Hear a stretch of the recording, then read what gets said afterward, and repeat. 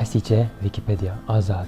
Hesîçe bi erebî bi latînî al-Ḥasaka parêzgeh û bajarekî Başûrê Rojavaya Kurdistanê ye.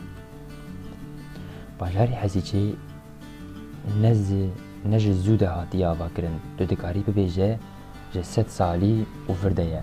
Bajarê kar û xebatê ye. Çandinî bi hemû cûreyên xwe lê dibe. Genim, nok, garis, nîsk, kuncî û pembû ji aliyê dar û fêkiyan de jî gelek darên fêkî lê çêdibin wek tirî, huner, sêv, hêjîr, xox û dû û hirmî.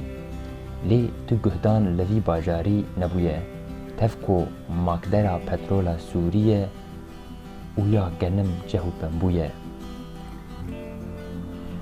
Hejmara Kurdan li hundirê bajêr sedîda 6 de.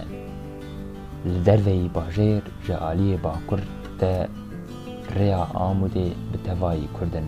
Rêya Qamişloya bakur ew jî wisan. Lê rêya Hesîçê Qamişlo ya jêrîn hejmareke mezin li Başûrê Rê Kurdên Ereba hene. Di sereldana 15 Adara 2004 de Kurdên bajêr ew jê mîna birayên xwe yên Başûrê Rojavaya Kurdistanê serî hildan. Di encamê de 2 şehîd û bi hetihan birîndar ketin û bi dehan jî girtî hebûn. Mixabin Ereban bi alîkariya hêzên ewlekariyê ziyaneke zor gihandin gelê Kurd. Mal û milkên Kurdan talan kirin.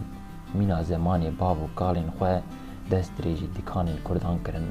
Bi milyonan perê Sûrî li Kurdên sivîl xisar bûn. Cemê çeqçeq, cemê xabûr, navderên bajêr, seydayê dirêj, çavkanî.